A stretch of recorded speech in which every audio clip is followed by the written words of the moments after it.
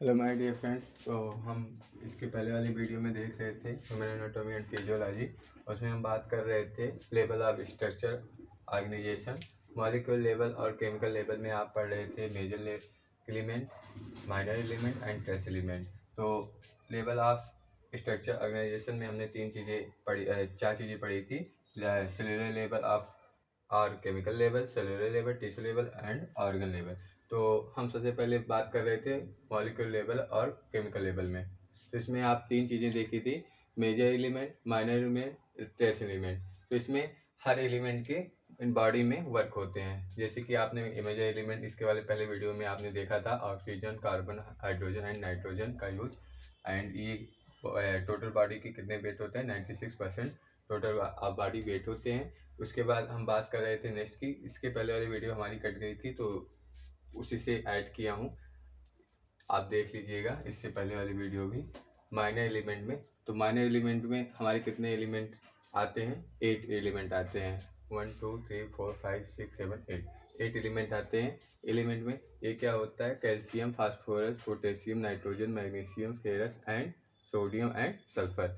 ये हमारे एलिमेंट हो गए। इसके यूज क्या है, कैल्शियम का यूज आप हमारे बॉडी में टीथ को मजबूत डेवलप करता है, स्ट्रॉन्ग बोन को करता है, हमारी हड्डियों को मजबूत करता है कैल्शियम। फास्फोरस का यूज हमारे टिश्यू एंड सेल में एनर्जी जनरेट करने का वर्क करता है। और बात करें अगर पोटेशियम की, तो ये पोटेशियम हमारे टिश्यू एंड सेल को वर्क करने में हेल्पफुल होता है। ऐसे ही नाइट्रोजन की बात करें तो ये नाइट्रोजन का यूज हमारे बॉडी में amino acid and protein develop का वर्क करता है। ऐसे ही magnesium, ferrous and sodium and sulphur भी हमारी बॉडी में हेल्पफुल होते हैं, वर्क करते हैं। तो आज आप बात करेंगे तीसरे की, ट्रेस एलिमेंट। ट्रेस एलिमेंट ये भी हमारे बॉडी का 96% ये टोटल आप वेट हो जाता है और 0.2% टोटल बॉडी का ये वेट हो जाता है इन बॉडी में। अब बात करेंगे ट्रेस एलिमेंट की। ट्रेस एलिमेंट में आयोडीन, कॉपर, जिंक, निकल, टिन, वैनेडियम, सिलिकॉन और बोरान और मैग्नीशियम जैसे एलिमेंट वर्क करते हैं। तो इसमें हम बात करेंगे आयोडीन की। आयोडीन जो होता है वो हमारे हार्मोन को, थायराइड से होने वाले जो थायराइड हार्मोन को डेवलप करता है। इससे होने वाले डिजीज़ को भी माइक्रोब्स में किल करता है। जो हमारे बॉडी में होने वाले डिजीज़ को भी ये हेल्पफुल एंड सुरक्षा प्रदान करता है। कॉपर की बात करें तो कॉपर भी हमारे मस्तिष्क में रक्त आदि को पहुंचाने में भी वर्क करता है। और जिंक की बात करें तो जिंक में घाव को भरने में, जो हमारे ब्लड कटिंग होते हैं उसको भरने में वर्क करता है। एंड ये सेल डिवीजन में भी वर्क करता है। ऐसे ही निकल, टिन, वैनेडियम ये सब हमारे बॉडी में हेल्पफुल है। अब हम बात करेंगे सेलुलर लेवल की। सेलुलर लेवल में, इससे पहले मैं इरेज कर देता हूँ इसको, उसके बाद हम आप बात करेंगे सेलुलर लेवल की।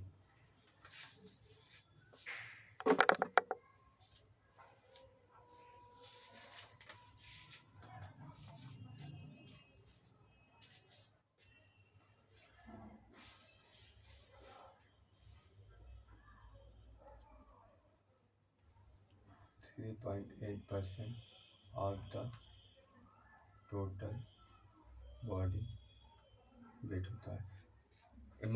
माइनर एलिमेंट में 3.8% ऑफ द टोटल वेट होता है बॉडी में, और माइनर में 0.2% of the total body weight होता है, बॉडी वेट होता है। ये 96 3.8 ऐड करोगे कितना हो जाएगा, ये हो गया 99.8 और ये 0.2 ऐड करोगे 100%। 100% एलिमेंट्स एंड केमिकल से मिलके हमारा जो होता है मॉलिक्यूल एंड केमिकल लेवल मिलके हमारा बॉडी डेवलप होता है। तो ये आपने देख लिया। अब हम नेक्स्ट की बात करेंगे सेलुलर लेवल की। इसमें देखते हैं हम क्या होता है। फिर हम बात करेंगे सेल लेवल की। तो सबसे पहले हम जानेंगे सेल क्या होता है। सबसे पहले हम जानेंगे हमारी बॉडी में सेल की वर्क क्या होती है। तो a cell is the structure and fundamental unit of life जो होता है, ये क्या देखते हैं कि a cell structure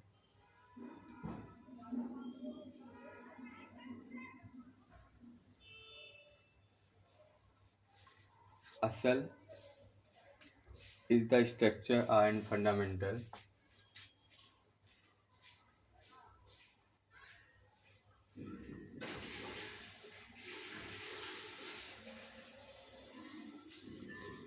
A cell is structure and fundamental unit of life. Unit of life.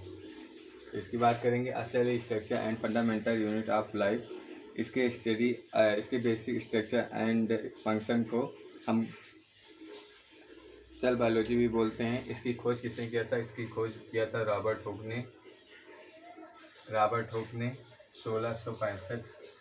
1665 में ये जिस सेल की खोज किए थे वो डेड सेल था।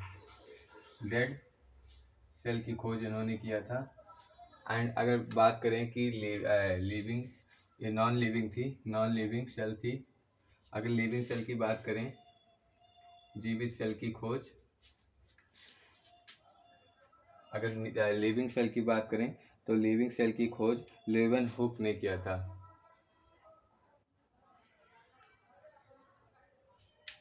लेवन हुक ने किया था। लेवन हुक ने 1674 ईस्वी में 1674 में इन्होंने लिविंग सेल की खोज की थी।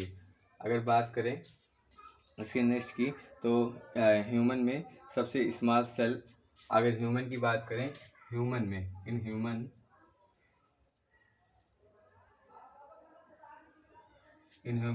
में सबसे छोटी सेल होती है स्पर्म। सबसे छोटी सेल स्पर्म होती है। अगर फीमेल की बात करें तो उसके फीमेल में बात करें सबसे छोटी सेल होती है ओवम। ओवम में जो ओवम होती है। और अगर बात करें कि सबसे लंबा सेल, अगर जैसे कि ये सेल हो गया, ये सेल हो गया, ये सेल हो गया, ये सेल हो गया। अगर फीमेल में बात करें, फीमेल में तो ओवम ये सेल हो गया।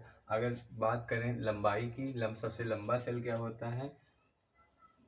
अगर सबसे लंबा सेल हो लार्ज सेल की बात करें तो इसमें सबसे लार्ज सेल होता है न्यूरॉन।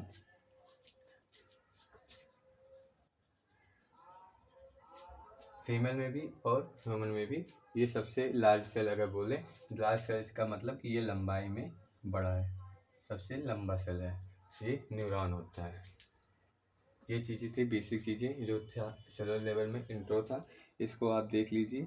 आगे हम जब सेल की बात करेंगे तो उसमें हम आप डिटेल में बात करेंगे। अब बात करते हैं टिश्यू की, देख लेते हैं टिश्यू लेवल में क्या होता है। ये छोटी सी चीज़ें थी आपकी बेसिक चीज़ें जो आप नोट कर सकते हैं, एग्ज़ाम में भी पूछा जा सकता है। किसी भी एग्ज़ाम में ये चीज़ें जो मैंने बताया ये आ सकता है। अगर हम बात करें टिश्यू की, टिश्यू आप जानते होंगे कि सेल से मिलके टिश्यू बनता है। और उसके बाद इसमें इसके स्टडी को क्या बोलते हैं? इसके स्टडी को टिश्यू के जो टिश्यू स्टडी होता है, मतलब टिश्यू में स्टडी, उसको हिस्टोलॉजी कहते हैं। इसके स्टडी को हम हिस्टोलॉजी कहते हैं।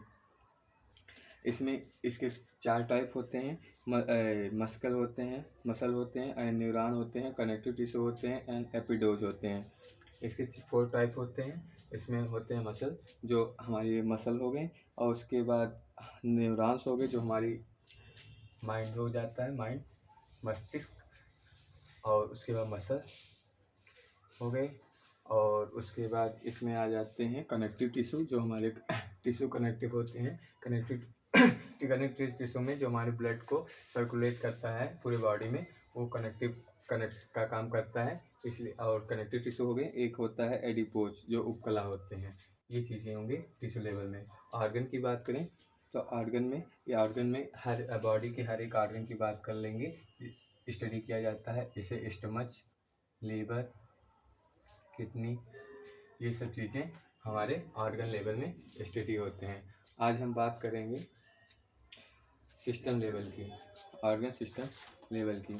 उससे पहले हम जान लेते थे, वीडियो पुश करते हैं और एक एक टॉपिक हम लिख देते हैं।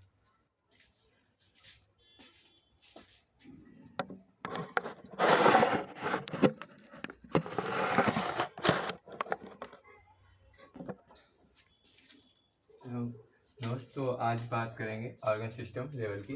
तो ऑर्गन सिस्टम लेवल कितने टाइप के होते हैं? 11 टाइप के होते हैं, जिसमें हम बात करेंगे नर्वस सिस्टम की। नर्वस सिस्टम में आप नर्व्स के बारे में, spinal cord and brain are parts nervous system में, उसमें बात करेंगे। नर्व्स में जो हमारे बॉडी में नसें होती हैं उनमें नर्व्स की बात करेंगे। स्पाइनल कॉर्ड जो हमारे माइंड होती है, मस्तिष्क के बारे में, और उसके स्पाइनल कॉर्ड जो हमारे मस्तिष्क से जुड़ी हुई पीछे की जो बोन होती है स्पाइनल कॉर्ड, जिससे आप टर्न, उठक बैठक या टर्न राइट होते हो, उसमें स्पाइनल कॉर्ड के बारे में, और ब्रेन मस्तिष्क के बारे में और उसके पार्ट्स के बारे में हम बात करते हैं नर्वस सिस्टम में। अब एंड मस्कुलर सिस्टम में, मस्कुलर सिस्टम में जो हमारे मसल्स होते हैं जो हमारे प्रोटेक्ट करते हैं, प्रोटेक्शन का वर्क करता है हमारे बॉडी को, हमारे बोन को, हमारे स्केलेटल सिस्टम को मसल्स के द्वारा, उसे मस्कुलर सिस्टम में हम स्टडी करेंगे। डाइजेस्टिव सिस्टम में जो आप फूड एब्जॉर्ब करते हो, खाते हो, उसे माउथ से, ओजोफेगस से, स्टमक से होते हुए small intestine and large intestine में जो डाइजेस्ट होता है, उसे डाइजेस्ट सिस्टम में हम पढ़ाई करेंगे। स्केलेटल सिस्टम आप नाम भी सुने होंगे कि बोन्स एंड जॉइंट और लाइगमेंट, कार्टिलेज एंड टेंडन्स में हम बात करेंगे स्केलेटल सिस्टम में। सर्कुलेटरी सिस्टम में आप लाइंस एंड लेफ्स मसल में, अनलाइंस मोड्स में एंड स्प्लीन में बात करेंगे। रिस्पायरेटरी सिस्टम में आप जो सांसें लेते हो, उसमें हम रिस्पायरेटरी सिस्टम में स्टडी करेंगे। ये सब चीज़ें आने वाले वीडियो में हम डिटेल्स में बात करेंगे। इसमें सिर्फ इंट्रो है कि ऑर्गन सिस्टम लेवल कितने टाइप के होते हैं, इनके वर्क क्या है, ये थोड़ा सा इंट्रो है जो आप समझ सकते हो। रिस्पायरेटरी सिस्टम में आप nasal and लैरिंग्स and trachea, bronchi, lungs and alveoli, जो इसमें आप बात करेंगे रिस्पायरेटरी सिस्टम में। इम्यून सिस्टम में आप उसके इम्यूनिटी से प्रोवाइड होने वाले जो आप प्रोटेक्शन इम्यून होता है, इम्यूनिटी अगेंस्ट काम करता है, किसके, डिजीज के एंड इन्फेक्शन के काम करता है, उसे इम्यूनिटी सिस्टम में आप स्टडी करेंगे।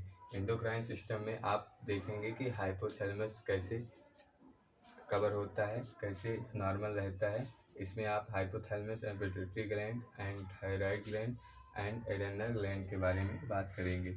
इंटीग्रेटरी सिस्टम में आप बात करेंगे स्किन, जो आपको आंखों से दिखता है, जैसे कि स्किन हुआ हमारे पूरी बॉडी में, और हेयर आपके बाल जो हुए, नेल्स नाखून, और टो नेल्स जो आपके पैर के नाखून हुए, उसमें इंटीग्रेटरी सिस्टम में आप स्टडी करेंगे। रिप्रोडक्टिव सिस्टम में जैसे मेल और फीमेल के रिप्रोडक्टिव सिस्टम की बात करें तो मेल और फीमेल के, मेल में urethra, penis, pins and accessory glands and sperm की बात होती है, जो हमारे जो माताओं के, जो फीमेल में ओवम और जाइगोट में फर्टिलाइज होते हुए एक न्यू लाइफ जनरेट करती है, एक न्यू लाइफ बनती है, उसे हम रिप्रोडक्टिव सिस्टम में आप स्टडी कर सकते हैं, करेंगे। एक्सक्रीटरी सिस्टम में इसमें बात करेंगे किडनी एंड यूरेथ्रा, ट्रैकिया, जिसमें आप किडनी से जनरेट होने वाले जो आपका एक्सक्रीट हो जाए, बाहर निकल जाए, इसको आप एक्सक्रीटरी सिस्टम में पढ़ेंगे। इसमें और इंटेस्टाइन और लार्ज इंटेस्टाइन से जो वेस्ट चीज़ें होती हैं उसको बाहर जो जनरेट कर दिया जाता है, उसके एक्सक्रीटरी सिस्टम में आप स्टडी करेंगे। तो ये हो गई हमारे ऑर्गन सिस्टम के 11 टाइप्स, जो आप इसमें पढ़ सकते हैं एनाटॉमी में। अगला हम नेक्स्ट डालेंगे वीडियो, इसमें आप डिटेल्स में ये चीज़ें लेसन वाइज, आप चैप्टर वाइज कवर करेंगे। Thank you so much. कैसा लगा ये वीडियो मेरा? अच्छा लगा तो प्लीज़ सब्सक्राइब कर दीजिए एंड लाइक कर दीजिए और अपने दोस्तों में शेयर कर दीजिए। Thank you so much.